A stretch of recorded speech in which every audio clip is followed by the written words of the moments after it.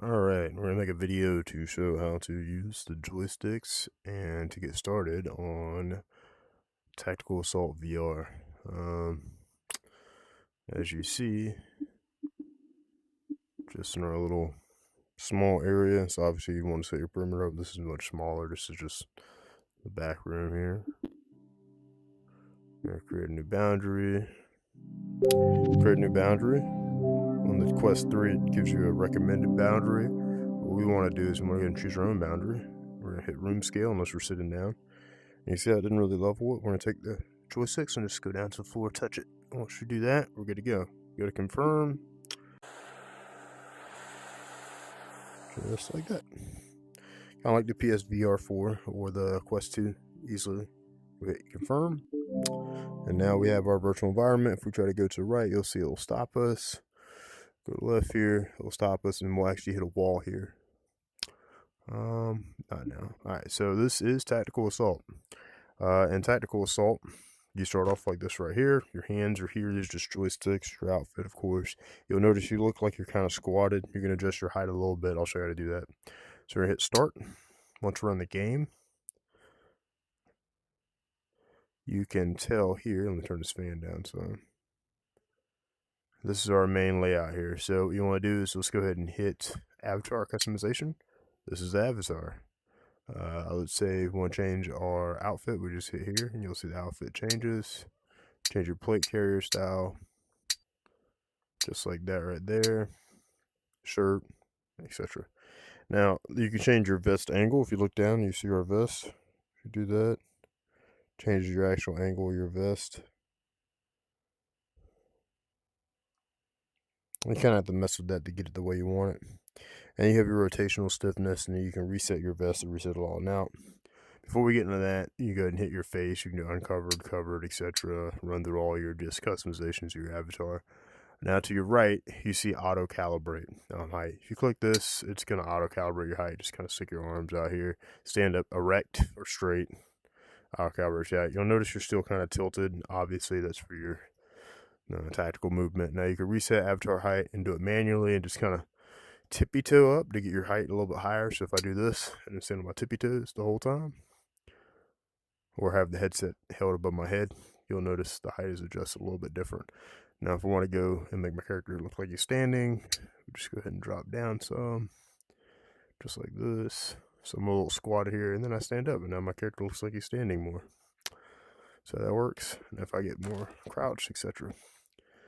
And then we can set the room height as well. Now, going down, all the way down, looking down at your chest, you'll notice a couple of things. You have 4 mag pouches for your primary weapon. If you have your primary weapon here, if you press your middle finger on your right or left hand when grabbing here, it'll actually grab that layout, which is the layout of your primary weapon. Same thing with all the pouches. To your far left, you have your pistol pouches, which are kind of hard to see right here. Your dump pouch, your 2 utility pouches, which each hold 2 items each. Your knife, which I keep on my right shoulder here, and then your let's turn here, your pistol. Sorry, it's a little hard. Now, if you want to adjust anything, you use your middle fingers, which you'll see when I press the middle fingers down, it grabs like this. Index fingers grab like that. Use your middle fingers to actually grab the item. You see it's actually off my system now. And then I just place it where I want it, at whatever angle I want it. Now, consideration is your primary weapon. If you have it up a little bit higher or right about here away from your chest, it's a little bit easier. It doesn't interfere with your utilities. If you take your utilities and you stuff them back a little bit, it makes it easier to get to your mags without accidentally grabbing them. Now, when you go to grab a mag, obviously you use the index finger on this game to actually hold the mag and grab it, not the middle finger. So index finger to hold and grab magazine versus the utility, which is going to be a little different. So just consideration. Same thing with your dump pouch and all that stuff.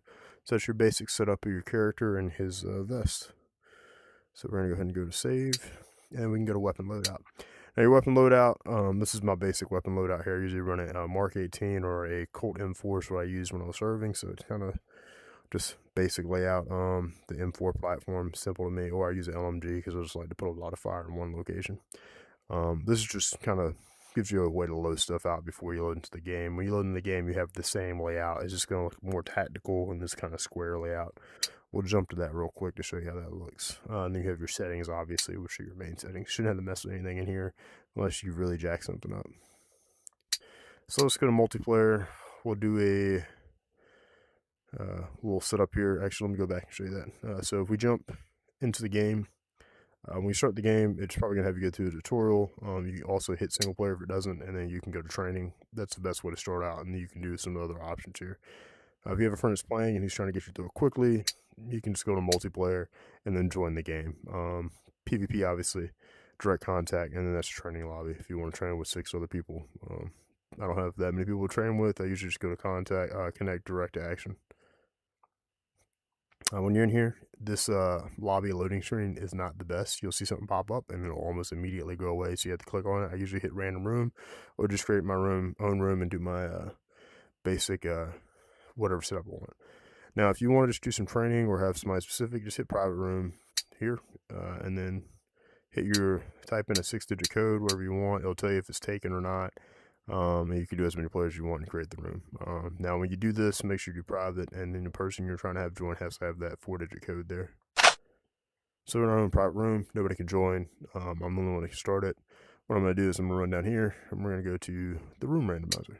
So in room randomizer, it's just going to be basically a sandbox or a kill house that we can go into. This stuff actually really doesn't matter in this room randomizer as much, because on this map you'll have control as the host to adjust or set and spawn enemies, etc. So we'll jump into here, and now we're in the room randomizer. There's no enemies loaded currently. This is the layout I was talking about with all the weapons, just kind of your basic setup here. You can customize your vest again here, just like we were talking about earlier. So save that. And you can go here and select your weapons that you want to select. I like the Rattler. That gives me something short, be able to use a little bit aggressive, and I usually run a hollow sun sight, so I normally run on my primary weapon, real world. I run suppress, so it's kind of just something unique, and it gives me something familiar. So once your weapon's loaded and you choose your weapons, they are floating there. Whatever you want to grab first is perfectly fine. Now remember, to grab a weapon and hold the weapon, it is your middle finger on whatever your primary hand is on your joysticks, and it holds it, and you have to maintain that down. And you're going to take your opposite hand and you're going to press the index finger down to maintain positive control of the magazine. You're going to take the magazine, insert it in the mag well, and then you will rack your slide, and then you can place it in your holster, which you have done. Same thing with your primary, index finger, middle finger, index finger, middle finger. Lock it, load it, check, make sure it's racked. You can go back through and make sure you have a round in the chamber, and if you do it too hard, obviously you'll lose a round, etc. You're down to 29. You see your sight here. Now, you maintaining middle finger control here. Now when I go to rack, obviously it's index finger, just like it's index finger on the mag. You see I take it out, put it back in, etc. Now on the right hand or your left hand, your prominent hand or your main hand on your primary weapon or your secondary, if you press A, you will see, or that little button that's right next to the joystick on the very bottom of your controller, depending on which system you're on, it will switch from semi to full automatic. So that's how you do that. If you press the button above that, you will drop your magazine, and then you'll have to pick it up. So on a normal M4, you're just hitting your mag release with the button that's above. So, and let me show you that button here, so we're all on the same page. So the button we're talking about is the A. The lower button here is the button that actually allows you to switch from single to fully automatic or burst, depending on what weapon it is. And then the B on this joystick, depending on which joystick you're using as primary, obviously a left-handed primary shooter is going to be the opposite. The lower button, X or A, single fire or to automatic. Top button, B or Y, is your mag release for your M4. So we're going to back and resume that. Alright, so we have the weapon here. I don't know why I ran off-site here. It's whatever. Now, on your opposite or your secondary hand, that A, B, or X, Y is going to be different. Your X or your lower button is going to control your laser, just like this right here. And your top button is not actually going to do anything. Now, your trigger button on that hand is your flashlight. So, press them both at the same time, etc., etc. So, there you go. Simple control, main layout. Now, in your sandbox here, there's 2 sandbox maps, like specifically kill house. We press the start button, which is our left joystick here. You'll notice we have infinite respawn lives or whatever here. It's not a big deal. We're the only player in here, and we can see what we got going on. We can randomize rooms. If you look forward, the room's randomizing. It takes a second to reload. And then we can spawn enemies. We can clear enemies. We can spawn targets, no-shoot targets like a normal kill house, if you've ever been in one. We can also spawn hostages and a bomb defusal. These are a little finicky sometimes. We'll just stick with spawning guardian enemies. Now when you do this, you kind of want to make sure they don't see you. And then we want to be in an open area here. Sometimes they don't spawn perfectly right, so you kind of have to run through and deal with it. Now we're going to go back and exit out of here. Sorry, sometimes the joystick's a little finicky. Grab our weapon, and we'll just run through on single fire here. Just give you a little drop. Now, for instructional purposes, we're going to show you some of the stuff for the doors. When you shoot an enemy, unless they're in a HVT or a key value target on a certain map, they'll disappear immediately. Now, HVTs on certain maps, they don't disappear immediately just because they drop something, or you have to walk up to them and check their mask by pressing the middle finger. On another hand, you'll pull their mask out and verify it's the target you're looking for. Alright, so if you walk up to a door and you press your middle finger, you can try to rotate the door handle by rotating your wrist, and if it's unlocked, it will not make a noise. If it's locked, it will make a clanking noise or a tanking noise. And you can kind of just open this door when turning it. And you see it's locked, so you hear that dun-dun noise. That one's locked. I am going to draw my pistol, and we're going to try to find an unlocked door. Now, that's another thing you have to worry about your primary. If it's too far out, when you go to grab your pistol with your middle finger or other hand, it will actually grab the other firearm. Same thing with your pistol, laser, index finger, etc. for lower. So we're going to take our offhand, we're going to go up to the door. We're going to step back from the wall here. Index finger, door handle. As it was, middle finger, door handle, sorry. And that one's locked as well, you can hear it. We'll show you how to get through those locked doors in a second, but let's find an unlocked door. That's locked as well. Locked as well. Oh, unlucky on this one. Alright, there we go. No clank clank.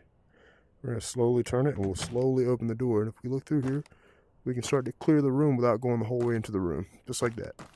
See? And then sometimes the doors are finicky and they kind of close on you.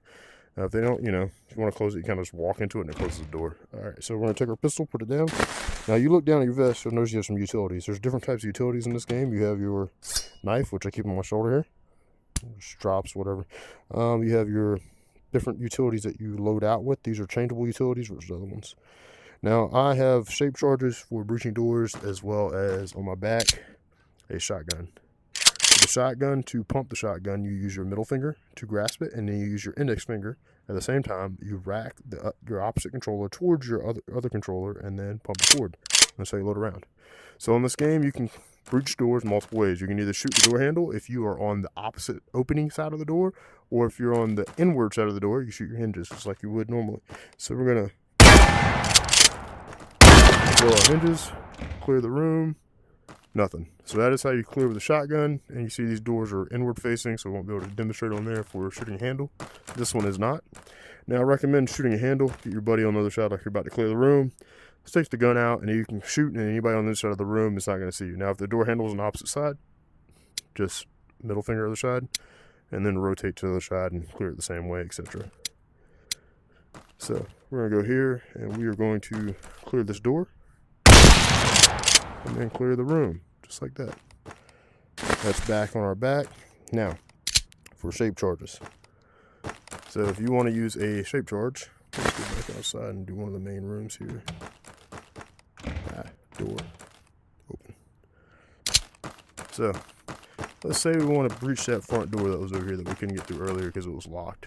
You can use a sledgehammer, you can use a shotgun, you can also use an underdoor tool to see what's on the inside, or most people you'll see in the game, they actually do this, and what you do is shake your controller like you have a real rifle, and you butt stock the door. And you will strike the door with the butt stock, and then the door pops open. That's one way to do it. Alright. Obviously, that's not the most effective if you're by yourself, and there may be an enemy on the other side, even if you are with a teammate that may load into you if the AI is a little bit better on hardcore mode. So, off hardcore mode, or in general, just because we want to do it for demonstration purposes, breaching the door with a utility is a little bit better. So we take our charge. This charge also will flashbang the people on the other side, or something similar to that. It will concuss them. Put it on the door, kind of move you around a little bit, and you'll see this either icon. Take your index finger and pull down. And once you do that, you can stack up on your door.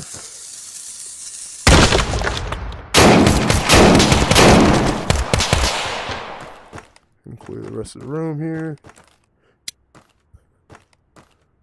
Just like that. So that is a breaching charge. Not a great breech itself, but in general, that's how it's done. Let's go back over to this door and do one more demonstration. So we take off our chest with our middle finger, place on the door, and you can actually see some light through the crack of the door here. And then use your index finger to pull it down. We can back up some. The guy on the other side's probably not going to be concussed. So let me clear.